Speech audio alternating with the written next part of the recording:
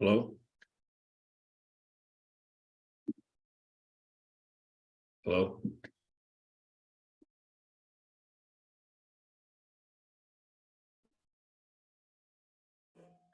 Yep. Can you hear us? Yeah, man. I can hear. All right, great. Seems like my mic's not working though. Yep. Oh, Awesome. Can you hear us? We can Yeah, hear man. you. I can Yes. hear. Great. All right, great. Seems like my mic's not working though. Awesome. Can you hear us? We can Yeah, hear man. you. I can Yes. hear. Great. All right, great. It's a bit of a delay. Awesome. Can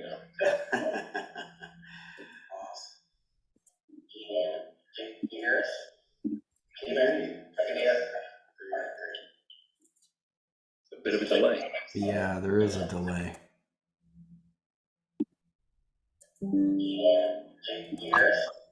What is going on?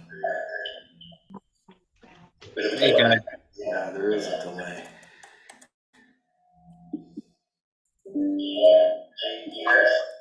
What is going on?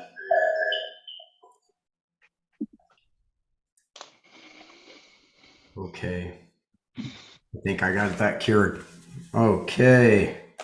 Lance, are you there? Yes, I'm here. Hi guys. Sorry for Okay, the all right. mix It up. is what it is. We're gonna get this figured out. We're just gonna move forward. We're gonna I bring like tons of value today. Mike Kitco is in the house, as they say. I can't wait. I've been super pumped about this. it. So, Lance, do you want to take it away? Yeah, sure. I met Mike at an awesome event called the Next Deal Mastermind in New Orleans about a month ago, and got to hang out with him a little bit. Really cool dude. Has a really awesome story. And man, he is a master of the mindset, right? And you guys know that I love talking about mindset because it's like one of the beginning things that you need to learn for getting into any endeavor. So Mike is, I believe, a life coach as well, but man, he is an awesome speaker, and I'm just happy to have him here. Mike, can you tell us a little bit about yourself? Yeah, well, first of all, thanks for having me, guys. And I didn't know I was going to have technical difficulties too. My microphone's not working, so I'm just going straight into the laptop. So hopefully you guys can hear me. But yeah, name's Mike Kitco. Live right outside of St. Louis, Missouri, right in St. Charles, little county northwest of St. Louis. Lance and I connected because we moved from Oregon here, and they moved from Oregon to Texas. So. That was a tie that bind us. Yeah, it was really cool to get to know those guys. But yeah, there you go. It's got some Missouri. I just saw somebody else was from San Antonio. I just brought my mastermind back from San Antonio about 3 weeks ago. But anyway, March 2016, I rebooted. I completely reset and rebooted my entire life. I'm a Marine vet and a recovered Fortune 500 executive. And in March 2016, I got terminated from my second executive level position in about 20 months. So after a long, successful career in corporate, ascending the ladder, getting trained, flying all over the United States to get trained and recruited and run, $65 million organizations, $350 million organizations. Everything fell apart. I was about 300 pounds. I was suicidal. I was drinking at toxic levels. My house, this house that we still live in, physical, mental, emotional abuse. I physically, mentally, emotionally abused my wife and my children. There was just no aspect of my entire life that was clicking at all. The only thing I ever had up to that point was we were making a lot of money and we had a good net worth behind us, and I had lots of titles, power and titles and organization, hundreds of people reporting to me, and it all went. And it's like when that went, my complete identity went away. Anything that I valued and cherished, because I valued and cherished money and titles and power and authority, over and above everything, including myself and my family. And in that moment, when I realized that this had happened twice in 20 months, I knew that I wasn't going to be accepted back in corporate. I tried to get back into corporate, and I went on about 5 job interviews and finished runner-up for jobs that I was highly qualified for, and it just wasn't going to happen. So I kind of hit the reset and reboot on my entire life. And I shared down in New Orleans that after I pulled the barrel of the gun out of my mouth, and that's a true story. After I pulled the barrel of the gun out of my mouth, I realized that everything I had learned about life and about myself and about marriage and about career, about money, about religion, everything that I had learned up to that point in my life put a barrel of a gun in my mouth. And it was probably going to require, in order to live a high quality life going forward, it was going to require relearning all of it. And that was the reboot and the reset that I started. So this was a journey for me. It was a journey of physical mastery, of mental mastery, of emotional mastery, spiritual mastery, financial mastery. Since then, I've dropped about 100 pounds, a little over 100 pounds, put my family back together. My wife and I have the marriage of our dreams after a lot of toxic, chaos in this house. We're getting ready to graduate my younger daughter. She's a couple months out from graduating high school. I've got one in university. My children are thriving. We've built a personal development business. I'm an international coach, speaker, author, podcaster, and I touch people all around the world and make a positive difference in their life. And that's what I bring to the table. And it's just, when you pull that barrel of the gun out of your mouth, you realize that I can never, ever live life the same. And if it didn't end at that point, then I've got to do something different, and I've got to bring more value and bring the heat. 43 years, it was all about what was in it for me. And now I wake up every day excited to make it what's in it for you. What value can I bring to your life? What benefit can I bring to your life? What wealth can I bring to your life? And how can I make your life better as a result of my life? So I wake up every day excited to new opportunities, to new challenges, to new obstacles, to new growth, and to make an even bigger impact and difference in this world before I take my last exhale with absolutely no regrets. And I want my last thought before I die, that last exhale, that one last thought to be, oh my God, that was fucking awesome.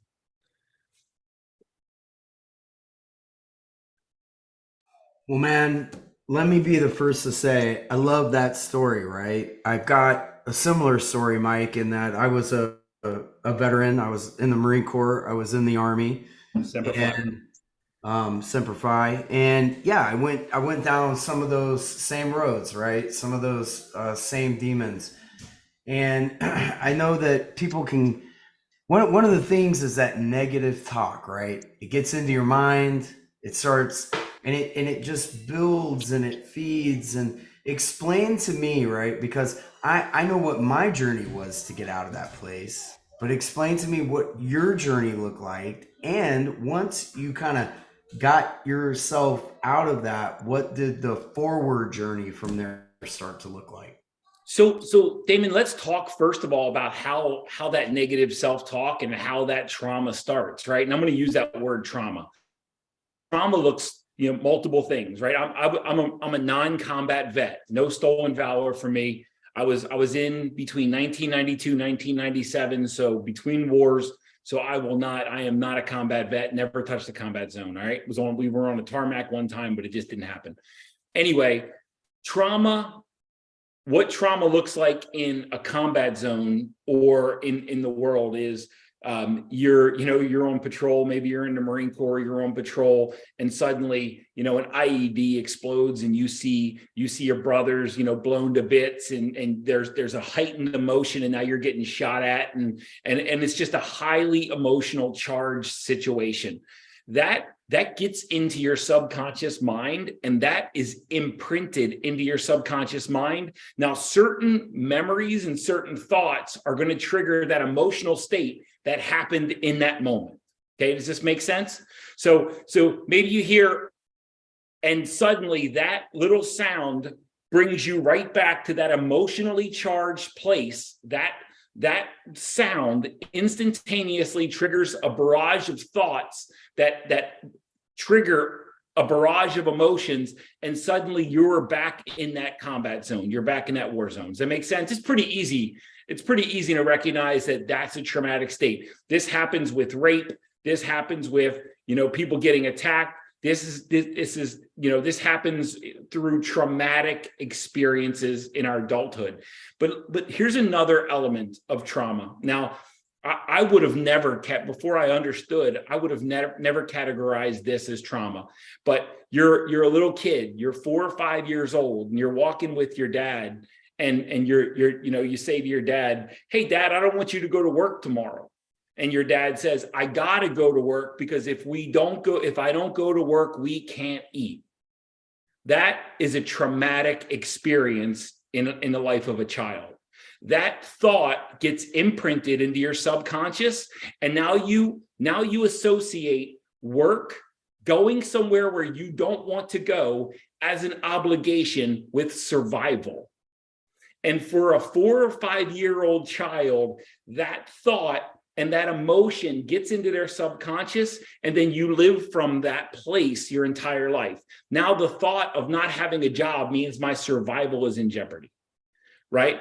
So another story is, I was walking with my father. We went down the park. I grew up in Baltimore City, and we were walking back from the park, and I had my bat and my baseball glove, and we had just gotten done playing catch and hit a little bit. And we're walking back, and I probably was 6, 7 years old, and I'll hold my dad's hands and hold my dad's hand, and a cop car went by, and I said, "Dad, I'm glad, my dad was my best friend." And I said, "Dad, I'm glad you're never going to, get arrested, or you're never going to go to jail." And he says, "Mike, in this world, you just never know, mistakes happen all the time. So they, somebody accuses you of something, you could get taken, by the cops and something, you're falsely accused." And he started telling me this, and I'm 6, 7 years old. And what I learned from that experience is that you're always in jeopardy of going to jail, even if you're a good person. So these stories, these elements, these experiences get lodged into our belief system and get lodged in our subconscious, and we live like these things are true, and we look to escape them and run from them for the rest of our lives until we make those unconscious thoughts and those unconscious beliefs conscious. Does this make sense? So here's some other trauma, right? And this is the mindset stuff. Here's some other trauma that you may have experienced in your life. Making money is hard. If your parents told you that making money is hard, that you've got to do things you hate to make money. If you were ever taught these things, then you were taught traumatic beliefs that the rich are greedy.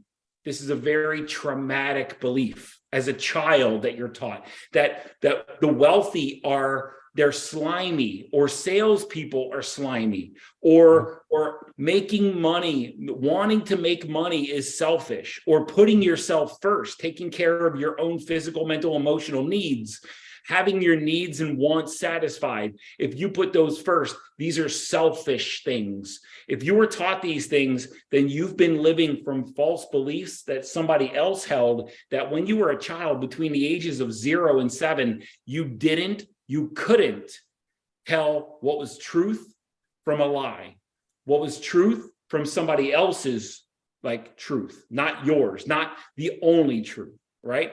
I know a lot of really super awesome wealthy people that are successful, that are happy, that are generous, and that are giving, and they love impacting people and serving, and they love the flow of money, and they'll help enrich your life just like they're receiving money. But what I was taught as a child is the rich are evil. And it wasn't until I set out to see if that belief was really true that I did believe it. And in some cases, I judged wealthy people just for the fact that they were wealthy. When you're a child, 0 to 7, 0 to 10, and somebody tells you that it's black, but tells you this is the color orange, when you're a child and you don't know better, you don't have the faculties to say that this adult figurehead that you love and you admire, you don't have the faculties to identify that they're wrong. And the same thing when my father used to go, he was a 40-year union steelworker. And when he said, if you don't belong to a union, you are always in jeopardy of having your lifestyle completely taken away from you. This was his truth that he was taught by his father, and his father was taught that by his father. It wasn't true. It was only true for them. Does this make sense? Your beliefs determine how you see the world and how you experience the world. And I'm talking about your beliefs about money, your beliefs about success, your beliefs about the wealthy, your beliefs about work, your beliefs about effort, your beliefs about health, your beliefs about marriage. I was taught that marriage was hard by two people that made marriage very hard. Marriage is not hard. Two people who believe marriage has to be hard makes a marriage hard. So you've been living through your beliefs your entire life. And until you shine a light on those beliefs and really identify, are they true or are they a belief? Then you're really you don't know that you're living through this belief, and you don't know it's only true for you because you're making it true because you believe it to be true. That's good. That's good. Mike, could you touch a little bit about some of the things you did to get your family and your wife back into the limelight? Yeah. First of all, the first thing I had to do was I had to move past right. If you guys have a notepad, write these two words down. It's very, very critical and very important. The difference between these two words is the difference between joy and suffering. And these two words, the first word is selfish, and the second word is self-centered. Selfish means that you want your wants and needs met above and beyond everybody else, and you're willing to put their well-being in jeopardy for you to have them. Okay? Selfish means that you are elevating your wants and needs above everybody else in your life. Self-centered means that you realize that there are 8 billion people on this planet, and the only person's life you can live is yours, and you live a life to have your wants and needs met, and you live a life where you allow everyone else to see their own wants and needs met equally like yours, without disrupting their wants and needs, and without pushing your wants and needs away and pretending that they don't exist or pretending that they don't matter. It's elevating. Self-centered life is elevating your own wants and needs to an equal level as everyone else in your life. Now, we have children, right? When they're minors, when they're babies and they're infants, they can't take care of their wants and needs. Then it's up to us to make sure we're nurturing those children. But once your children reach adulthood, they are responsible for their own wants and needs, just like you're responsible for your own.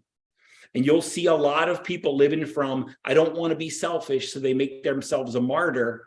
And now they sacrifice their own life so that other people can have their wants and needs met. Does this make sense? The very first thing that I needed to do, Lance, was to make myself matter, be a significant human being in the world.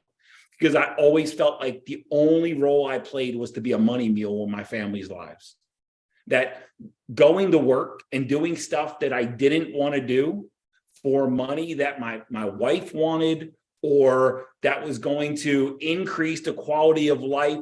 And I put myself in harm's way. I depleted myself, and I made myself a sacrificial lamb, a martyr for the benefit of people that were all around me, including bosses and coworkers and family members. And I just did what I was told, and I just accumulated what I thought I needed to get the approval and to make everybody else comfortable.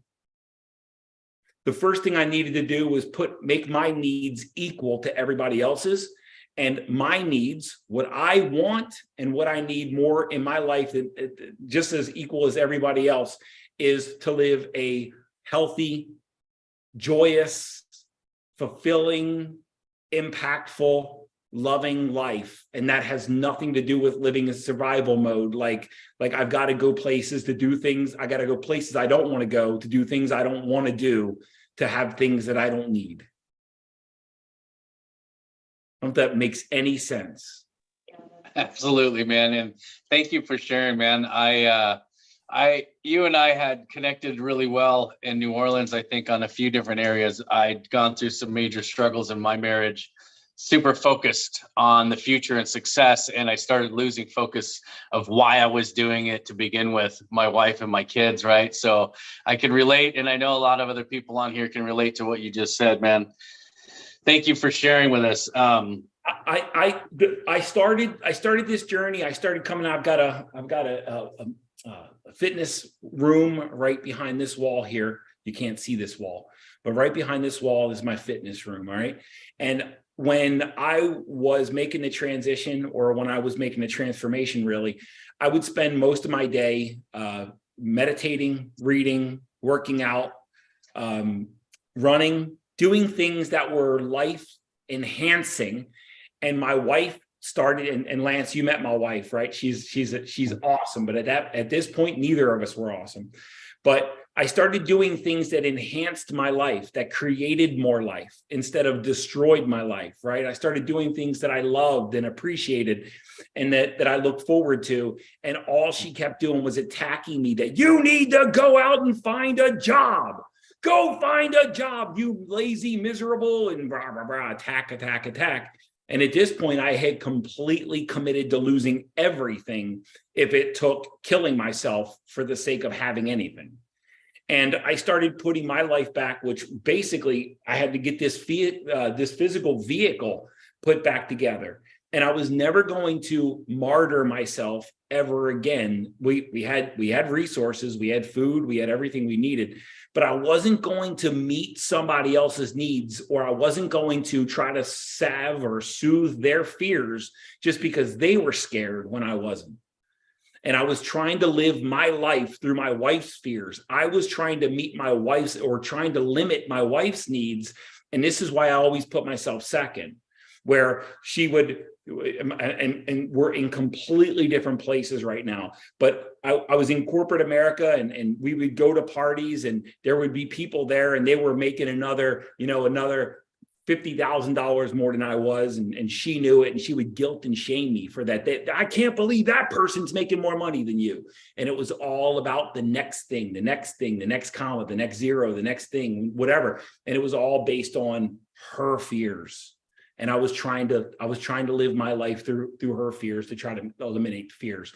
And it was really just about getting approval and pleasing others. And it was taking all that off the plate. I am not here to get anyone's approval and to please anybody but myself. And from that place, I can really live a high-charged, super-powered life with my energetic nature in balance in mind, and I can make a difference in the world. And she gets to work on her own fears, whatever that means for her. That's awesome, man. So tell us a little bit about what that transition looked like for you. My wife had been a people pleaser for a long time. It took a traumatic event for her to realize that she had to start putting herself first. So what can you tell us about what that transition looked like for you? Yeah, great segue. The acronym that I would have you connect with is, and write this down if you can, is OWNER. And it stands for oxygen, water, nutrition, exercise, and rest. Guys, when your physical vehicle is not in tune, the rest of your life is going to be out of tune. So the first thing I got to do was start to put my physical nature back into place. And then from there, I started exercise, or I started journaling and meditating. I turned off the news, turned off any source of bad news that's coming in, right? The Chicken Little media outlets, that's always going to find, it's always going to take the radius of news out far enough to find something that's cataclysmic. Get all the toxic shit out of your life. I made a transition from religion to spirituality, right? So I was born in a house where God was an angry, jealous, narcissist, vengeful, and I spent my whole life trying not to be scared of God, when I was taught that God was just waiting for me to fuck up so I could go to hell. I mean, all this stuff adds up layer by layer, when you look at your belief system and the stories that you have running in your mind. So Lance, I would grab a journal and I would write what I believed life was about. And I would start to compare notes with other people of what life looked like for them. And I started to see that we were holding two different stories about health and about wealth and about money. And I stopped believing like what I thought life was true and was the only way. Because I was that guy that was 300 pounds and suicidal that thought everybody who didn't agree with me was stupid. I was that guy. And I had to realize that, again, all those accumulated beliefs put that gun in my mouth. I mean, obviously they weren't a very healthy, I wasn't sitting on a bunch of healthy stories in my mind and in my body.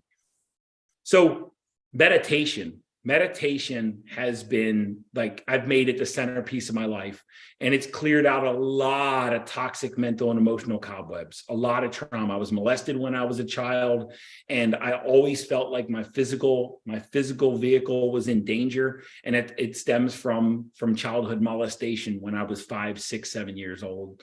So meditation helped me get in there and clear out some of these cobwebs and clear out some of the worries, the doubts, the fears, the stories of inadequacy, that I wasn't good enough, the stories of insignificance, that I didn't matter, my life didn't matter.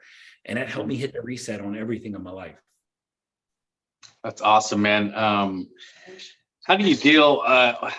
First off, actually, I definitely can relate. I read this book called How to Listen with Intention when my wife and I were going through those struggles. And I realized I was a conversational narcissist. It sounds like you can relate to that. Yeah, but absolutely. It's a big problem when we have the solution. We always have the answers. We don't even really hear the whole story, but we got to fix it. We got to, we can do that. I think a lot of men actually struggle with that. I've talked to a lot of men over the last few years who've struggled with that as well. I wanted to ask you though, how do you deal now that you've gotten into this healthy mindset and healthy place in your life? How do you deal with negative people or negative energy around you? I don't. You just don't. I don't. So I've lost family members over this transition. Family members that their lives just swirled around drama.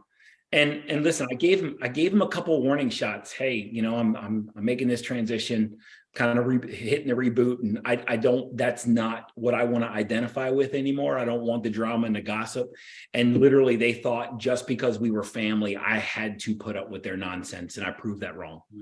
So when there's and there, look, during the transition, there were times where, my wife would start to express, well, I'm just complaining to my husband. Nobody else is like, yeah, but I want peace in here just as much as I want peace out there. So that drama, conflict, gossip has no place in my life. I've got two super, super close friends.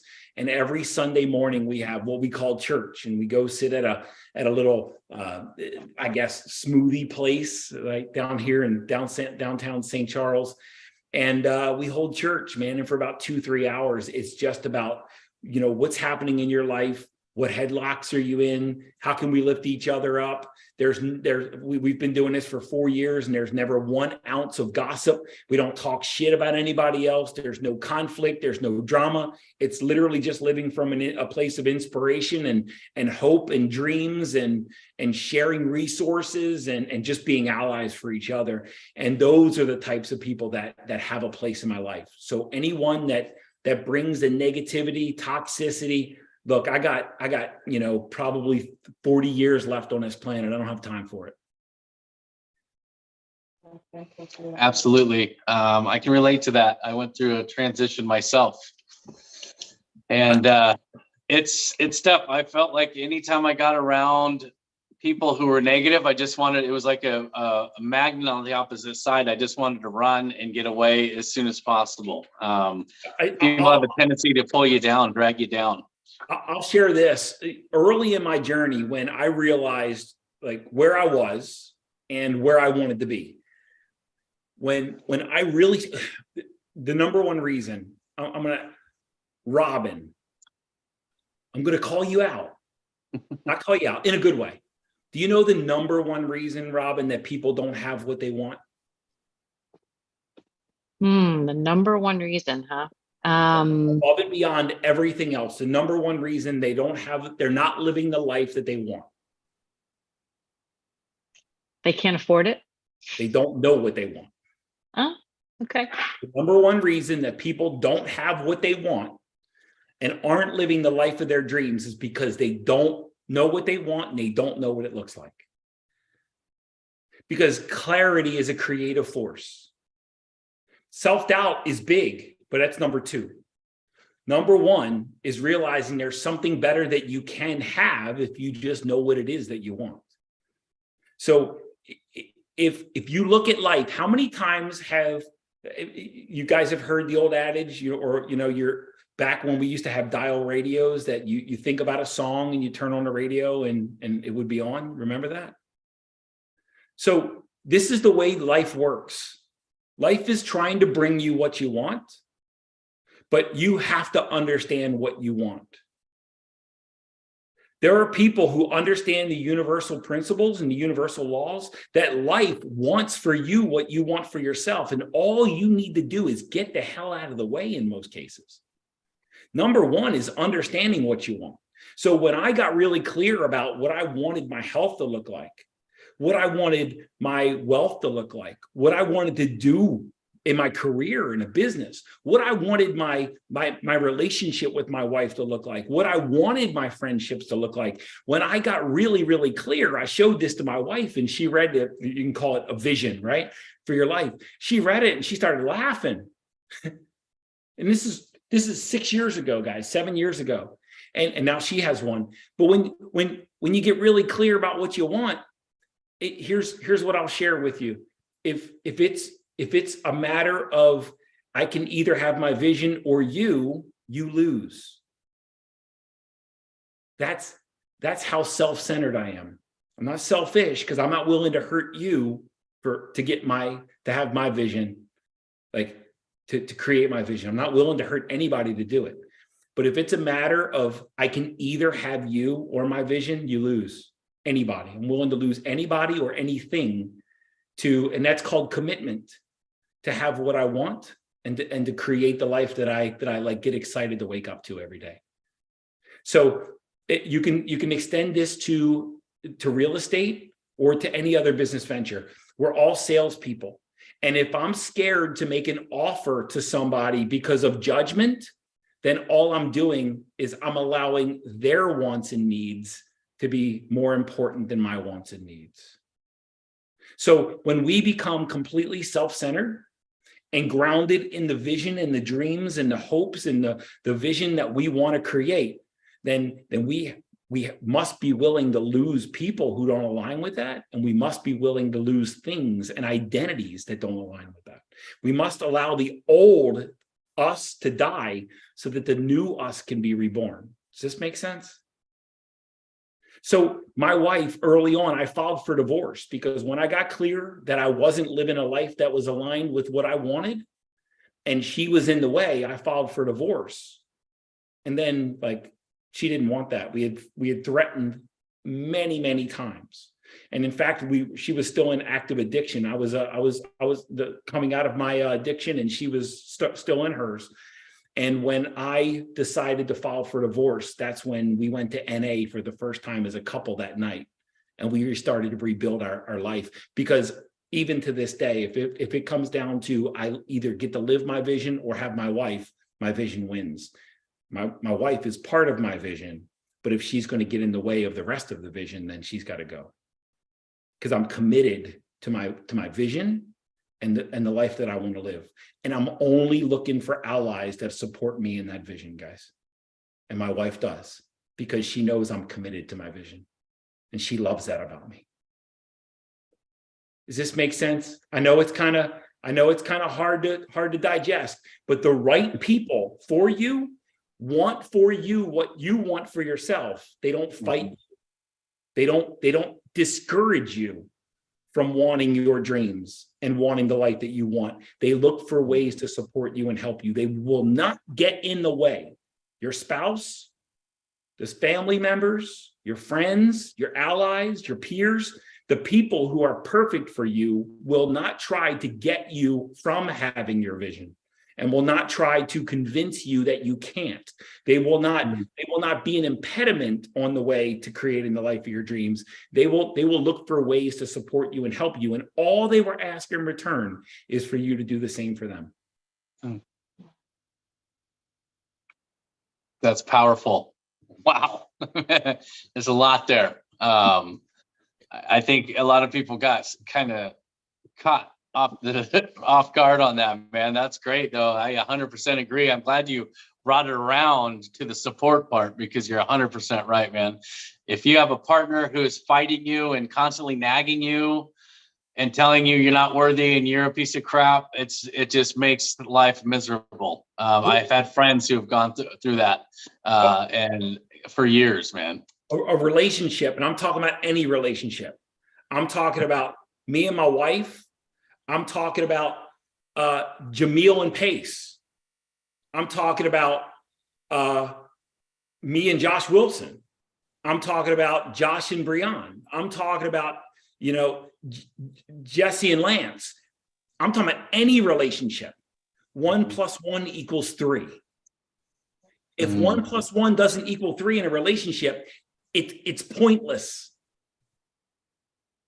If two people together aren't creating an exponential result, and I'm talking about, not just talking about financial, I'm talking about with joy, with love, with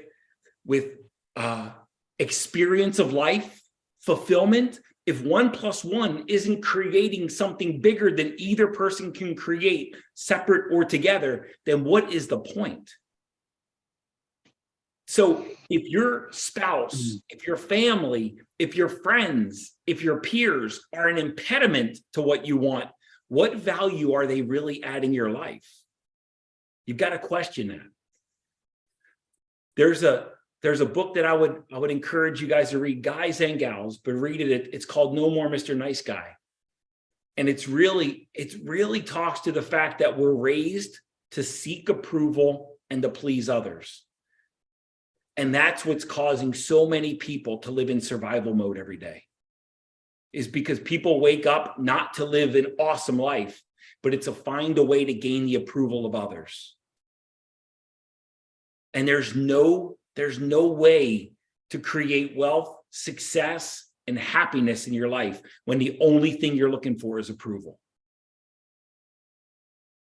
Yeah. That's good. That's good, man. You were talking about knowing what you want, right? When was it that you realized that this was your path, that this was the vision that you had, and that you were going to go for this? When did that happen? Yeah, so I think the first thing, Lance, the first thing I did was take an inventory about what I loved in life. My corporate career, I think it was an ego stroke. A lot of what I did in my corporate career was an ego stroke, big, powerful titles, lots of money, lots of authority. But really, there was only two things that I ever loved in my corporate career, and that was building people and building teams. That was it. So managing a P&L, recruiting, staffing, hiring, firing, process improvement, supply chain, I hated it all. The only thing I loved is when I had an employee in my office or my team together, and I was making them better by inspiring them to bigger and better things, right? And I'd even help my employees get out of my business because they were on the wrong track and they weren't fulfilled. So I've been doing this for decades. I just didn't know you could only do this and be successful. It was that mindset that you had to make money. I had to go somewhere I didn't want to go and do shit I didn't want to do. And that just wasn't the case. I'm going to give you guys another book. And this was a game changer for me. And the book is called The Big Leap, LEAP, and it's by a fellow named Gay Hendricks. And he talks about your zone of genius. Okay. Your zone of genius is what you do effortlessly, easy. You probably don't even know it's a talent, Other people get great results from it. You don't lose energy. You don't lose motivation. You can't believe that you can get paid for it. And when you do get paid, people will throw a lot of money at you because you're so good at this thing. But oftentimes our zone of genius is right in front of our face and we don't even know it exists because it's so easy. So when I was in corporate, I was in my office and I was coaching and developing people. I didn't know it was a gift. I thought if it was easy for me, it was easy for everybody. When I would speak, I didn't know it was a talent because I thought it was easy for me. It's easy for everybody. So there's something that you have in you that's a genius, that you're already sitting on a genius. And if you just apply that genius and go all in and commit to living from that place of genius your whole life, the rest of your life, you're never going to have a financial need ever again. That's good. Mike, did you want to share, your Instagram or where people can follow you and find you, YouTube channel, anything like that, books that you've written? Yeah, I mean, if you go to, look, there's not a whole lot of Mike Kitkos in the world. So I'm on all the socials, Facebook, Instagram, YouTube. We're starting to build a YouTube channel. I just recorded this week or last week, I just recorded my first guided meditation. It'll change your life. Do that thing for 30 days. It will change your life. Our website is innerwealthglobal.com. So we have a mission in Inner Wealth to really help people get out of survival mode and get into their genius, get into creation mode so that they can truly experience what life was always intended to be. And it was never intended to be about survival in your relationships or in your health or in your wealth or in your career. Like worry, doubt, fear, arguing, anger, frustration, conflict, worried about money, struggling to pay your bills, going place, saying no when you want to say yes, saying yes when you want to say no. These are all survival instincts, right? It's not the way we were ever intended to live. That's great, man. Hey, I was going to open it up. If anybody has any questions they'd like to ask, if you could raise your hand, we can do a little Q&A here, guys. Hey man, I'm just going to add to that too, man, Mike. Oh, I love that, right? Because what I see a lot of times and just in our world, right? In the investing world or the business world, people are struggling so hard, right? With all of these things, trying to get all of these things done. But this old saying that I heard, clear the mechanism, right? Like if you're able to just clear the mechanism and think straight and have clear vision, it creates happiness in what you do. And then when you find happiness in what you do, that's really the key. I mean, wouldn't you say, right, at its base level, just be happy? Damon, I think when you look at it, there was an old teacher, used to be a real estate guy, and he actually just started producing content again. His name is T. Harv Eker, Eker. I don't know if you guys have ever heard of T. Harv. And man, he's got a great book called The Secrets of the Millionaire Mind. If you spend enough time with me, I'll give you a whole digest of books. But he's got a book called The Secrets of the Millionaire Mind. And Harv does this thing where he writes books where he wrote a book about becoming a millionaire. And then he has seminars about the millionaire mind. And when you get into his conference room, he does nothing about money because people don't want money. People want happiness, Damon. People want peace. They want joy. And they see money as a mechanism to these things. So somebody just posted, you got to eat to survive.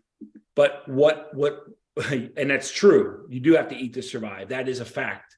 But you know what? We set the bar for what eating is and for what living is so high that we spend an entire lifetime stretching for a bar that we've placed higher than it ever needed to be in order for you to be okay. So there's a lot of ways to wake up and have time freedom and have your calendar yours. And it doesn't need to be like with 4 commas in your bank account. There's people out there making minimal amounts of money that are happier. There's people out there with less than you that are happy, and there's people out there with a lot more than you that are miserable. The money has nothing to do with it. The happiness is inside of you. It's locked in your mind and your body. And when you see that you're living from stories of what you need to be okay, and that story will never end. And here's a zinger. The mind wants to want more than it wants to have. How many times have you set a goal and you got right up to the goal and all you did was move the fucking target? You're never going to let yourself get there if you believe that the destination is in a circumstance outside of you.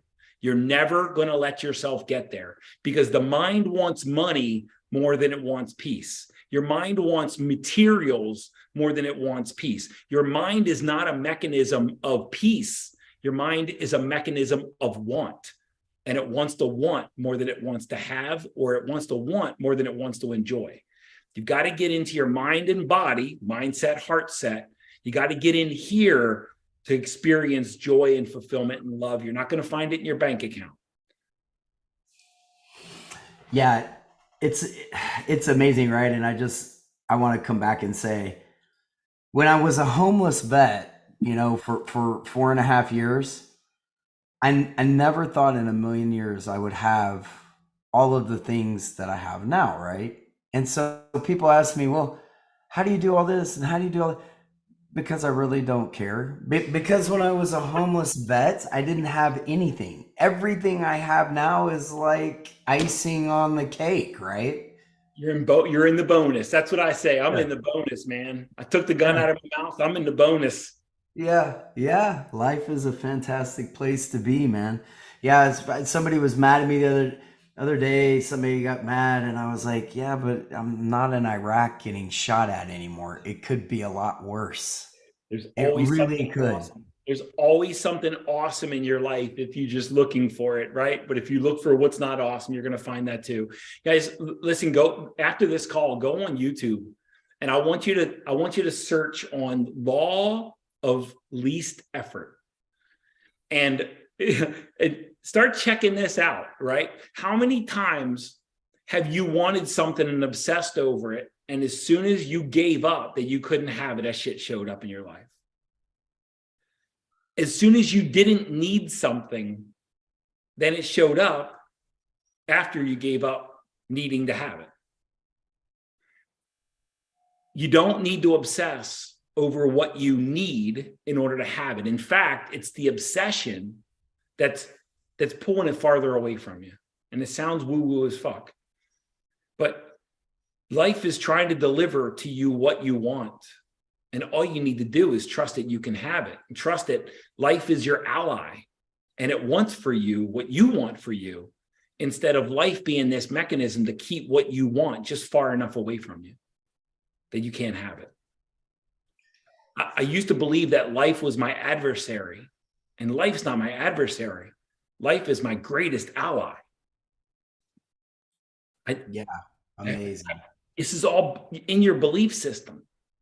I was taught to fear life, and that life was the obstacle. Life's not the obstacle. Life is the gift, and you are a miracle. The fact that you're breathing is a miracle. There was a 1 in 400 trillion chance that you were going to be born. And here you are. You are a fucking miracle. If you don't feel like it, if you don't think like it, if you don't act like it, if you don't believe it, if you don't feel like it, you got some internal psychological connections to make. Yeah, man, amazing, right? How do you add anything to that, right? That's a mic drop. So, man, I just want to say this, Mike. Thank you, man. I truly appreciate you. Time is the most valuable thing that we have in the world, and I always appreciate when somebody's willing to come in and place value, right? And I just want to say for everyone, please, guys, like, we bring value. Mike is giving you everything he's got. Go out, buy his books, get on his YouTube, get on his Instagram, get on his Facebook, because, guys, I'm the first one to say mindset is the most important thing in the world. People ask me all the time, how do you do all these real estate deals? Because I love what I do. I closed what, 4 or 5 deals last month, and I don't think I struggled or stressed or I just didn't really spend any time in it at all. So Damon, thank you for that. And I'll share this. I've got a podcast. It's on all the major platforms. The podcast, you just put my name in there and it'll come up. You'll see it. But the title of my podcast is Lead, Love, Profit, Play. Because I believe we can have it all, man. Yeah. And we never need to kill ourselves to have it. We can have it all. If you don't believe you can have it all. If you don't believe that, then that's true for you. But if you do believe you can have it all, you can. You can. And I've got a mastermind of people, of business owners and mostly investors that are just putting together and building a life that they fucking get excited to wake up to every single day instead of sacrificing anything or leaving anything behind. 100%, man. 100%. Yeah, guys, again, please thank Mike. If everybody loves that value, put a 1 in the chat, right? Please let him know that you truly appreciate his value. And as always, the Creative Collective is trying to bring value every single time that we come on. Mindset, business, entrepreneurs that are doing it outside of the box, teaching you to reshape and reshift your mind so that you can grow wealthy in everything that you do, not just your bank account, but your life as well. Guys, if I could ask you to, if you could go please look us up on YouTube and just give us a like and a subscribe. Look us up on Facebook, give us a like and a subscribe, because we love to bring value to all of you guys. And please, on Facebook, on YouTube, get down there in the suggestions and put people and shows that you would like for us to bring. We want to keep bringing folks like Mike to you, who can make you a well-rounded human being. Anything you got? Absolutely. I mean, I don't even know how you add to that. Yeah, there's nothing to add. I just want to thank you, man, for everything you're doing, raising awareness, and just telling your story, man. You're one of the most legit people I've met, since I've been in this part of the neck of the woods, I'll just say. But I really enjoyed you added a ton of value to our group, man. I know all the viewers love you. There was a ton of comments, a lot of people, sharing their love, and just you just really knocked it out of the park. And I appreciate everything you do, bro. Well, thanks, guys. Look, I really appreciate it. And I'm gonna. Do you have 5 more seconds for me to share something? Man, absolutely. Take as much time as you want. When I was on the mat, all right, when I was on the mat and like life looked bleak and I didn't understand what was about to transpire, I got pulled into a group of people. There's a guy, he's now my best friend, my closest friend in the world. He's a real estate investor in the St. Louis area. He's a heavy hitter. He's got money coming out of his ears, and he's made a ton of positive impact in the world. Anyway, he pulled me into this group of business owners that he was communing with. And these guys are ultra wealthy, ultra successful, ultra happy, ultra loving. Like, I've never seen anything like it. And it was such a freaking a belief, like what do you call it? It created cognitive dissonance, and it was like a belief breaker for me, where I saw these guys that were making a huge impact in the world, that positive in nature, using their money for the benefit of society, using it to lift up society, using their money to make a difference in the world, that weren't just martyrs. They were living an awesome life. And from that place, they were helping other people live an awesome life. And here's what I've learned. They don't complain. They don't buy in, or they don't opt in to struggle. They don't allow themselves to be in places where there's gossip and conflict and drama and suffering. And they don't go home to these guys that I'm talking about. Don't go home to a place where there's marital drama and there's marital freaking, distress and they go to the gym and they move their asses every day and they put healthy stuff into their body. They take care of themselves and they take care of people. And right now, those guys, I know them, they're somewhere trying to figure out how they can get onto things like this more regularly to lift other people up. The wealthy, successful, and happy people are looking to make a positive difference. And it's from that positive difference that their bank accounts go up. They've learned that if they go out seeking the money, their life gets more suckish. But if they go out looking to make a positive difference, everything in their life increases. Your priorities matter. What your primary focus and intention in this world is, it matters. If it's your own survival, if it's only about your survival, you're living a much less fulfilling life than you deserve. If you make it about helping other people, not at your own expense, but lifting everybody up in the process, knowing that value is exchanged and reciprocated for value given, your life is about to get really, really good. But you have to get out of survival mode and only stop trying to not die. All right. I do have a podcast episode. It says, are you living to find certainty, or living to not die? Or are you looking to avoid risk? Are you looking to just like play it safe in the world? Or are you really fucking living? Because you can't just try to have certainty and avoid risk and try not to die and feel like life is ever going to like open up for you. Yeah, I think, man, what can I even say to that? I mean, it's like truer words never spoken. I think the day for me, Mike, you know, if I can say, like, the day that I got injured in Iraq and I almost lost everything, and I was, you know, I'm in Iraq, I'm in a place that's unfamiliar to me. I get injured and I'm life flighted back to the States, right? Like I almost lost everything. And so now life is everything. And I don't know, man. Sometimes I wonder with people around me, like, when are they really gonna get it? When are they really gonna get it? The things that you think are important every day, they're not. My kids, my wife, my family, my life, you know, those things are the things that matter the most. And they drive me to go out and do the things in the world because I know that I get to come back and I get to see my why every day. Right. Look, it sounds cliche, but when you live from a place of gratitude, every other level in your life increases. Yeah. And I didn't believe it. I didn't believe it. I didn't believe that if I was grateful for the amount of money that I had, that it would expand.